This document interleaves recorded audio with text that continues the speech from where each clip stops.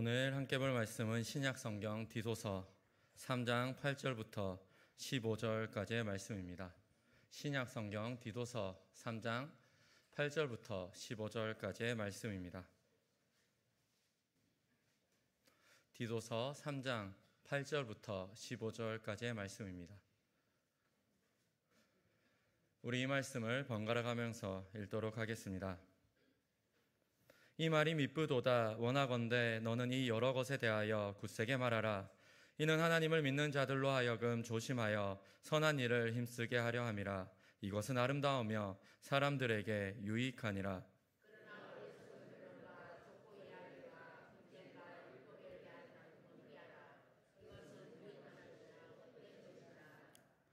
이단에 속한 사람을 한두 번 훈계한 후에 멀리하라.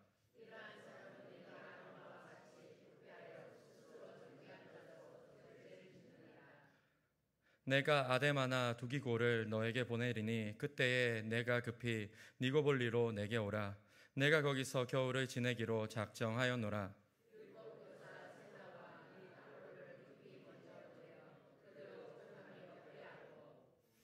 또 우리 사람들도 열매 없는 자가 되지 않게 하기 위하여 필요한 것을 준비하는 좋은 일에 힘쓰기를 배우게 하라. 나와 함께 있는 자가 다 내게 무난하니 믿음 안에서 우리를 사랑하는 자들이 너도 무난하라. 은혜가 너희 무리에게 있을지어다. 아멘. 이제 작년부터 이 시간에 디도서의 말씀을 띄엄띄엄 보았습니다. 그리고 오늘 우리가 읽은 말씀이 디도서의 마지막 말씀입니다. 어떠세요? 디도서가 어떤 내용인 것 같습니까? 디도서가 누구에게 이야기를 하고 있는 것 같습니까? 당연히 대답하기 어려울 것이라고 생각이 듭니다. 네, 그것을 알려주는 게 저의 임무겠죠. 우리 말씀을 보도록 하겠습니다. 8절 말씀의 상반절에서 이렇게 말씀합니다.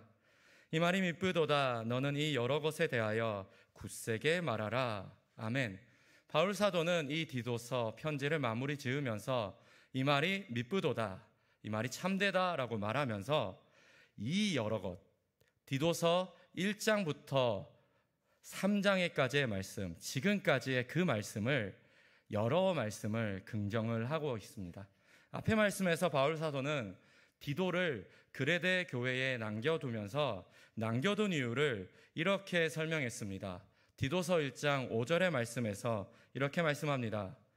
내가 너를 그레데에 남겨둔 이유는 남은 일을 정리하고 내가 명한 대로 각 성의 장로들을 세우게 하려 함이니.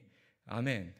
두 가지 일을 하기 위해서 디도를 그레데 섬에 남겨두었습니다. 남은 일을 정리하고 장로들을 세우는 이 일입니다. 장로들을 세우는 일은 우리가 잘 알겠는데 남은 일을 정리를 한다는 게 어떤 일이냐면 잘못된 가르침을 전하는 거짓 교사들을 책망해야 했습니다. 그들을 구분해내야 했습니다. 그리고 바른 교훈으로 그레데 교회를 양육을 해야 했습니다. 한번 생각해 보십시오. 남은 일이 거짓 교사들을 쳐내고 그리고 바른 교훈으로 교회를 세운다. 사실은 장로를 세우는 것과 똑같은 일이 아닙니까? 즉 디도서의 말씀은 세워가는 내용입니다.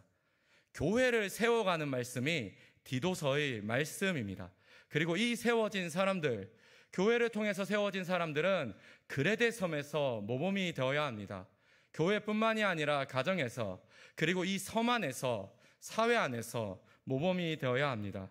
자신의 이익만 탐하는 거짓 교사들과는 다르게 세례받은 자로서 하나님의 사랑 안에서 합당한 그 삶을 살아갈 수 있어야 합니다. 바울 사도는 디도에게 이것들을 다시 한번 굳세게 말하라고 하면서 교회를 세워나가라, 사람을 세워나가라 라고 말씀을 하고 있습니다. 맞습니다. 이것은 우리 교회의 사명과도 일치합니다. 우리 교회도 두 기둥이 있습니다. 양육과 선교입니다. 우리도 양육으로 사람을 세워나가는 교회입니다. 오늘 말씀의 주안점은 그 이유입니다. 사람을 세웁니다. 교회를 세웁니다. 그 이유입니다. 사람을 세우는 교회, 세워진 그 교회는 무엇을 해야 하는가? 또 세워진 교회가 하지 말아야 할 것은 무엇인가? 세워진 교회가 해야 할 것이 8절과 14절에 나와 있고, 세워진 교회가 하지 말아야 할 것이 9절부터 11절까지의 말씀에 나와 있습니다. 먼저 세워진 교회가 하지 말아야 할 것부터 살펴보도록 하겠습니다. 9절과 10절 말씀입니다. 9절과 10절 말씀을 우리가 함께 읽도록 하겠습니다.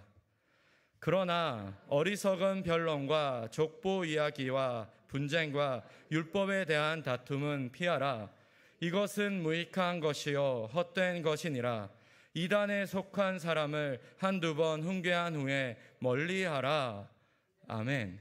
바울 사도는 하지 말아야 할 것, 그러니까 교회가 피해야 하고 멀리해야 할 것을 말씀을 하고 있습니다. 어리석은 변론, 족보 이야기, 분쟁, 율법에 대한 다툼, 이단에 속한 사람, 이 피해야 하고 멀리해야 할 것의 공통점이 무엇일까요? 과연 어떤 것을 말하고 있을까요? 생각해 보십시오. 여기서 말하는 어리석은 변론이 어디에서 이루어지는 변론일까요? 족보가 누구의 족보일까요? 저희 함종 어씨, 함종 어가의 족보를 말하는 걸까요? 아니죠. 분쟁이 어디에서 일어나는 분쟁일까요? 율법의 다툼은 하나님의 말씀에서 나오는 것이 아닙니까? 또 이단은 어디에서부터 나옵니까? 여러분, 답이 한 가지입니다. 어디입니까? 교회입니다. 철저하게 교회 안에서 일어나는 일입니다. 철저하게 교회 안에서 일어나는 어리석은 변론, 족보 이야기, 분쟁, 율법에 대한 다툼, 이단에 속한 사람.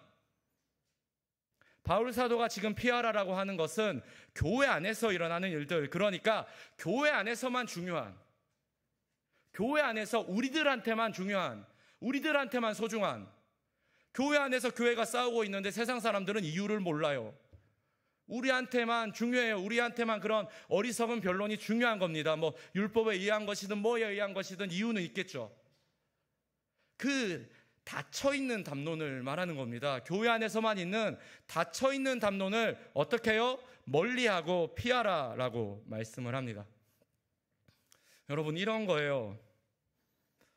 너무나 죄송한 말씀이지만 저도 너무나 부족한 사람입니다.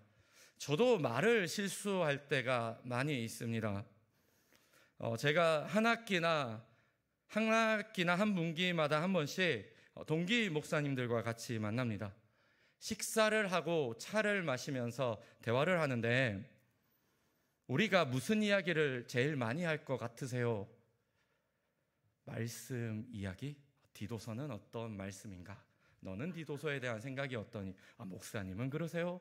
저는 그렇습니다. 이런 이야기. 아니면 생명의 이야기. 우리가 목사들끼리 모여서 이런 이야기를 나눈다면 얼마나 좋을까요? 사실 그런 이야기 많이 하지 않습니다. 우리끼리도 그런 이야기 많이 하면 쟤 왜 저래? 쟤 왜 이렇게 진지해? 뭐 이런 이야기 합니다. 다 각자의 교회 이야기를 합니다. 근데 거의 다 좀 안 좋은 이야기예요.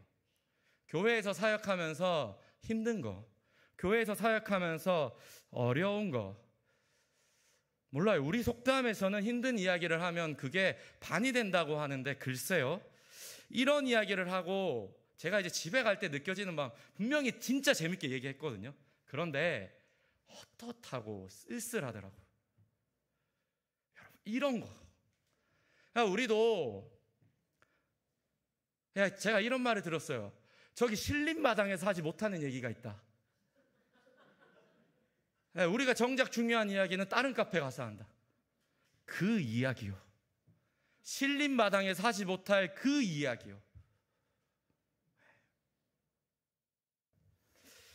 저는 청년부를 맡고 있습니다. 청년부 사역자로서 우리 청년들을 위하는 이야기를 들으면 참 그게 감사하고 고마운데 가끔은 청년들을 판단하는 이야기를 들을 때가 있습니다.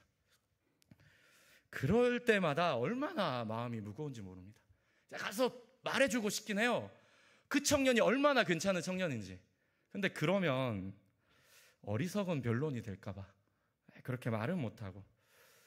여러분, 이런 이야기들이요, 제가 더 이야기할 필요도 없을 거예요. 네, 솔직하게 말하겠습니다. 우리가 맨날 하는 그 이야기들이요, 교회 안에서 머물고 있는 그 이야기들이요, 우리가 교회 안에서 맨날 3, 3, 5 모여서 하는 그 이야기들이요, 바울 사도는 이것을 멀리하고 피하라라고 말씀합니다. 교회 안에서 이야기들을 한번 분별해 보는 건 어떻습니까?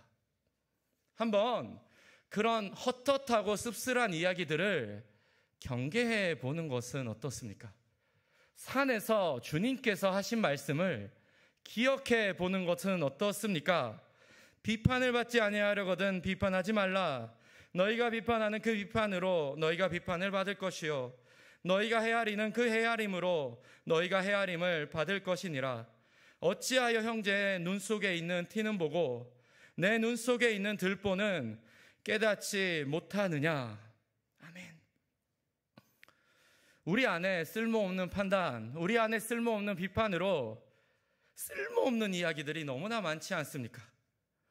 우리들 2명, 3명이 모이면 다른 이들의 이야기를 너무나 열심히 하고 있지 않습니까? 교회에서 하는 일들 중에 마음에 안 드는 일들이 얼마나 많으십니까? 저 오 목사는 왜 저렇게 말을 하지? 왜 저렇게 일을 하지? 왜 저런 생각을 하지? 그리고 모든 부서를 다 거쳐보셨잖아요. 얼마나 판단할 것들이 많습니까? 왜 저렇게 하나 하는 일들이 얼마나 많이 있습니까? 어거스틴이 했다고 알려진 유명한 말이 있습니다. 본질적인 것에는 일치를, 비본질적인 것에는 자유를, 모든 것에는 사랑을. 혹시 내가 교회 이야기를 하고 판단하는 것이, 비판하는 것들이 본질입니까? 만약 그것이 비본질이라면 꼭 내 의견이 맞아야 합니까? 사랑을 가지고서 하는 말입니까?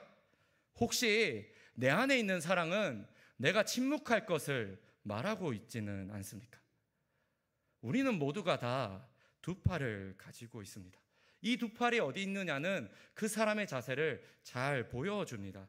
그런데 혹시 우리의 2팔이 안으로 들어와서 내 가슴으로는 아무도 껴안지 못하고 이 2팔로 이렇게 서서 판단하고 있지는 않습니까?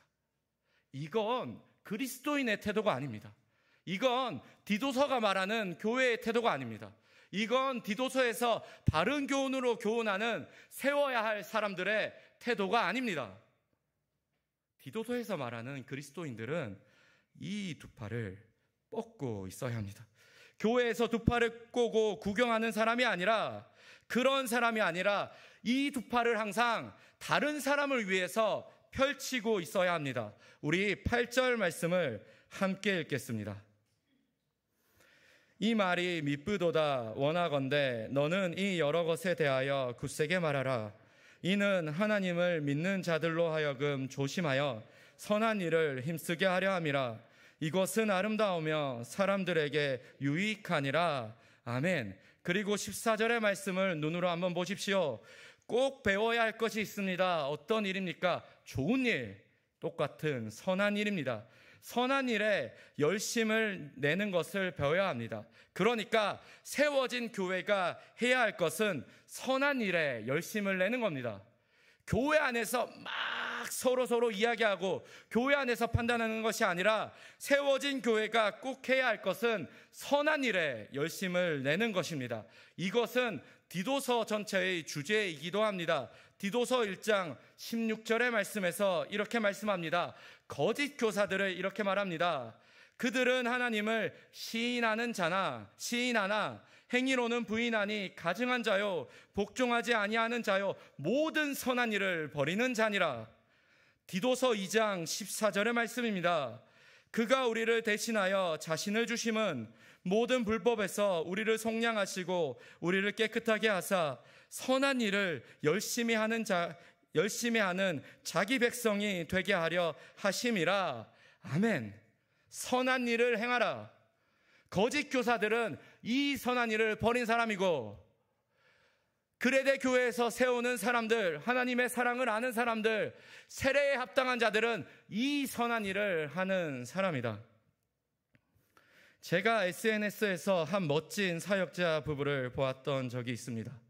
이들은 둘 다 전도사였습니다. 전도사였는데 결혼할 때가 되어서 청첩장을 만들었습니다. 이 청첩장에 이렇게 썼어요. 우리들은 축의금을 원하지 않습니다. 대신 축의금을 하고 싶은 하객들은, 우리를 축하를 하고 싶은 하객들은 어려운 이들을 돕는 사회복지단체나 가난한 이들을 돕는 자선단체에 기부해 주세요 라고 정중하게 청했습니다. 참 멋진 생각이고 도움이 되는 생각입니다. 하지만 저는 보면서 동시에 걱정도 되었습니다. 자기들은 뭘 먹고 살려고 저렇게 할까?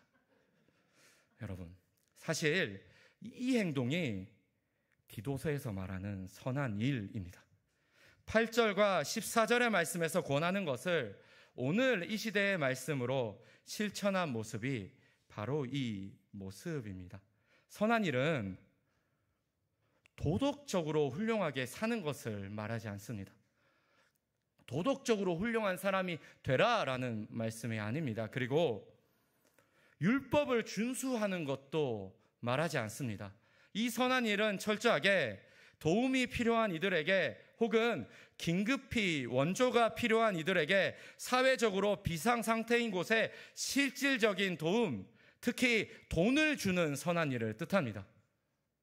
힘든 사람, 어려운 사람이 있으면 가만히 두지 않는, 이 힘든 사람, 어려운 사람이 있으면 용수철처럼 바로 달려가는, 이 힘든 사람, 어려운 사람 앞에서 계산하지 않는, 그리고 나의 시간을 쓰고 나의 돈을 쓰는, 낭비를 하는 이 선한 일을 뜻합니다.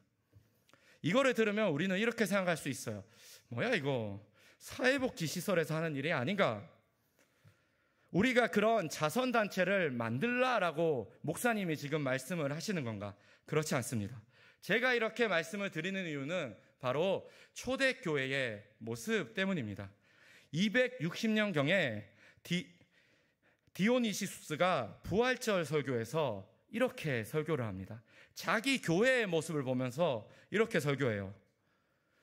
우리 형제 그리스도인 대부분은 무한한 사랑과 충성심을 보여주었으며 한시라도 몸을 사리지 않고 상대방을 배려하는데 온 힘을 쏟았습니다. 그들은 위협을 무릅쓰고 아픈 자를 보살폈고 그들의 모든 필요를 채워주었고 주님 안에서 그들을 섬겼습니다. 그리고 병자들과 함께 평안과 기쁨 속에서 생을 마감했습니다. 그들은 환자로부터 병이 감염되자 그 아픔을 받아들이고 고통을 감내했습니다. 많은 이들이 다른 이들을 간호하고 치유하다가 사망을 자신에게로 옮겨와 대신 죽음을 맞았습니다. 아멘. 뭐라고요?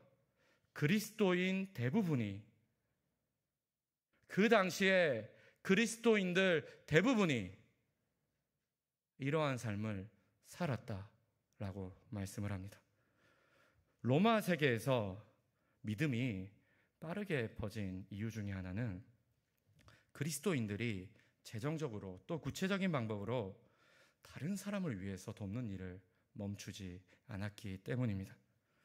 사람들이 굶주려 있으면 음식을 주었습니다. 감옥에 있으면 찾아갔습니다. 그들은 세상 모든 사람들과 같이 가족과 함께 지냈지만 그들의 가족은 혈연의 가족만을 뜻하지 않았습니다. 낯선 사람들, 다른 인종의 사람들, 심지어 과거의 원수들까지도 그들의 가족이 되었습니다. 당연히 이 디도서의 편지를 받던 그레데 교인들은 이 말씀을, 이 선한 일을, 이 모습을 가지고 이해를 했을 겁니다. 왜요? 이 모습을 보고 예수를 믿게 되었으니까. 이 모습을 보고 예수가 살아계신다는 거 알았으니까. 바울 사도가, 그리고 디도가, 바울의 그 동역자들이 와서 생명을 향한 그 사랑을, 그 선한 일을 끊이지 않고 보여주었으니까.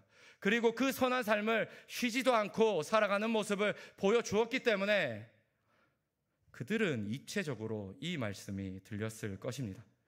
자신을 향해 하나님의 사랑을 행했던 다른 성도의 모습, 세상을 향해 선한 일을 지금도 행하고 있는 그레데 교회의 모습이 이들에게 있었습니다. 교회는 이 선한 일을 행하는 곳입니다. 교회는 교회가 사는 것을 고민을 하는 곳이 아니에요. 교회는 우리가 어떻게 하면 지속해 나갈까를 고민하는 것이 아니에요. 사람이 100명이 있든 50명이 있든 10명이 있든 3명이 있든 교회는 선한 일을 하는 곳이 바로 교회입니다. 그러므로 교회는 천국에 갈까 천국에 가지 않을까를 고민하는 공동체가 아닙니다. 교회는 14절의 말씀에서처럼 선한 일을 고민하면서 열매 없는 사람이 되지 않을까. 내가 그리스도를 믿고 살아가는데 선한 일을 행하며 살아가야 하는데 내가 열매 없는 사람이 되지 않을까라는 것을 끊임없이 고민하는 곳이 바로 교회입니다.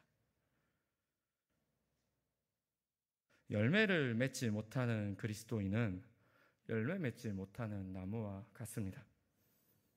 가끔은 그런 나무가 좋아 보일 수도 있겠지만 사실은 그 나무는 자기가 해야 할 일을 하지 못한 겁니다.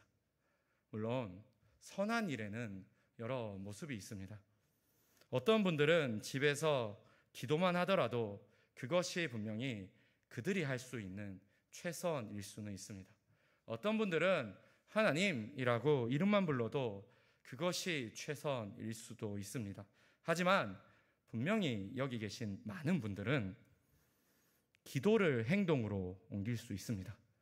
우리는 선한 일을 할 수가 있습니다. 그렇게 사셔야 합니다. 그렇게 살아야 합니다. 교회 안에서 변론, 교회 안에서 이렇다 저렇다가 아니라 우리 교회가 갖고 있는 것을 가지고 우리 교회 안에서 우리는 선한 일을 해 나가야 합니다. 우리는 우리 신림교회의 열매를 맺어야 합니다. 우리는 이 세상에서 하나님이 말씀하신 그 하나님의 나라를 아주 절박하게, 아주 간절하게 이루어 가야 합니다. 그것이 하나님의 뜻입니다. 청년부 수련회를 다녀왔습니다. 감사합니다. 기도가 느껴졌습니다. 청년들과 함께 시간을 보내고 말씀을 나누고 기도하는데 우리 교회의 청년들을 향한 그 마음이 많이 느껴졌습니다. 우리 청년들이 자신의 삶을 가지고 하나님 앞에 아주 진지하게 모든 청년들이 기도를 했습니다. 그리고 자신의 삶을 하나님 앞에 물었습니다. 우리 청년들의 그 모습은 참 좋았고 제가 보기에는 참 예뻤습니다. 수련회를 하면서 둘째 날에 교회에 관한 말씀을 전했습니다. 수련회에서 룻기서의 말씀을 나누었는데 룻기는 베들레헴 성을 배경으로 기록된 말씀이에요. 근데 참 재밌는 게 그 당시에 베들레헴 성의 인구가 500명, 600명이더라고요. 여러분 놀랍지 않으세요? 500명, 600명은 어디예요? 우리 신림교회잖아요. 우리 교회를 향한 말씀이었습니다. 그래서 교회를 향한 말씀을 전하면서 제가 이런 말씀을 청년들과 나누었습니다. 이제 교회에서 꿈을 꾸고 싶다. 여러분, 이제 교회에서 꿈을 꾸고 싶다. 이제 더 이상 우리끼리 미워하고 우리끼리 논쟁하고 우리끼리 아파하고 쟤 왜 저러냐 그렇게 판단하는 것이 아니라 이제 우리가 이 신림교회 청년 공동체가 꿈을 꾸는 공동체가 되었으면 좋겠다. 나는 꿈을 꾸고 싶으니 여러분들도 함께 꿈꾸지 않겠는가? 그렇게 청년들과 말씀을 나눴습니다. 저는 이 말씀이 동일해 보입니다. 과거와 비교하지 마십시오. 과거에 연연하지 마십시오. 지금도 충분히 많고 지금도 충분히 젊습니다. 지금도 충분히 좋은 교회고 지금도 충분히 선한 일을 해 나갈 수 있는 교회입니다. 내가 청년 때만, 젊을 때만 꿈을 꾸는 것이 아니라 다시 한번 꿈을 꿉시다. 다시 한번 이 교회에서 꿈을 꾸면서 다시 한번 이 교회에서 소비되고 이 교회에서 내가 점점 걱정만 하고 내가 점점 힘들어만 하는 것이 아니라 이 신림교회에서 하나님이 주시는 선한 일을 하면서 이 신림교회에서 하나님이 주시는 그 꿈을 이루면서 이 신림교회에서 함께 행복하게 나아가는 건 어떻습니까? 하나님의 그 은혜가 우리 교회에 함께하기를 간절히 바랍니다. 기도하겠습니다.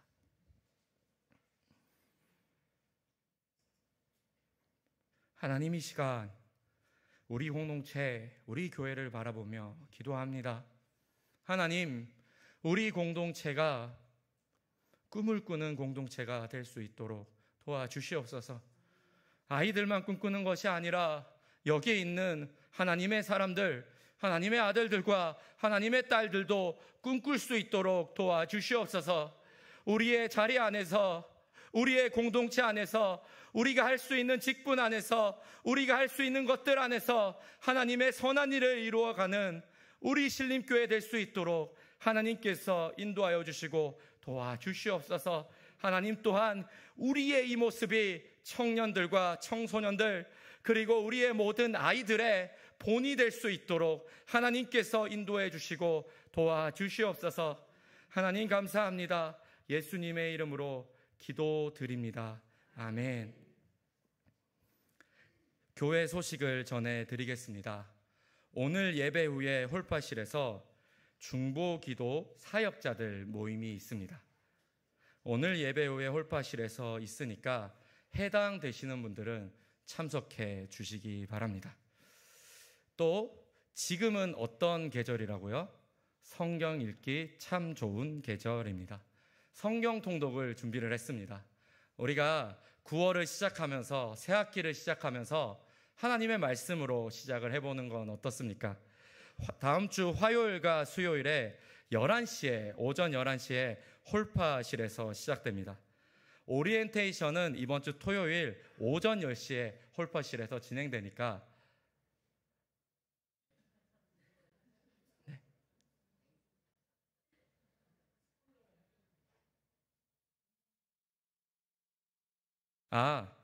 오리엔테이션은 아니죠. 네, 오리엔테이션은 아니라고 합니다. 자, 다음 주 화요일, 수요일 오전 11시입니다. 많은 분들 함께 참여해 주시기 바랍니다. 코로나가 확산 추세에 있습니다. 건강에